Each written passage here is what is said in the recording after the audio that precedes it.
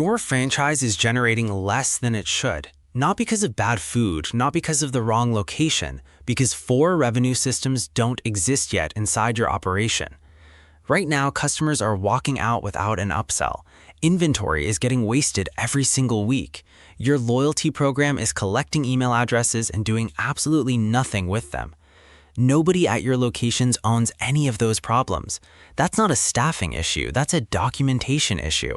And the gap between what you're making and what you could be making is real, recoverable money sitting right there on the table. In the next 12 minutes, here's exactly what we're covering.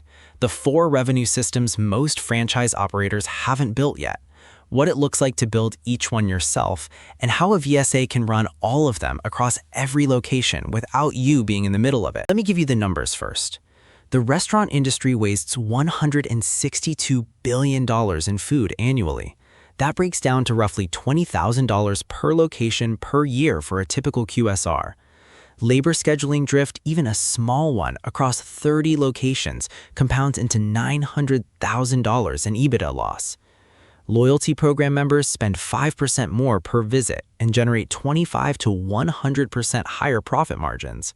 And AI-driven upsell boards like what McDonald's runs push average ticket up 3 to 5%, which translates to $60,000 to $100,000 per location per year. None of that is a food quality problem. None of it is a location problem. Every single one of those numbers comes from a documented system or the lack of one. Here's what I find interesting about franchise operators specifically. The brand standards are already there. The franchisor wrote them. But the revenue-generating systems inside those brand standards, the loyalty cadence, the upsell scripting, the waste reduction protocol, those are almost always left to each individual operator to figure out. And most never do. Not because they're not smart, because they're busy. The systems just never get built, and the money just keeps leaking. Here's the thing about scaling a franchise that nobody really tells you up front. When you go from 1 location to 3 or 4, you hit what people in the industry call the hell zone. Revenue is growing, your team is growing, but the operational infrastructure hasn't caught up.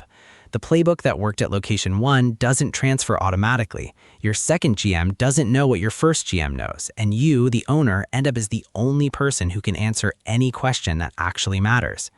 What breaks isn't the people, it's that there was never a written system for them to follow in the first place.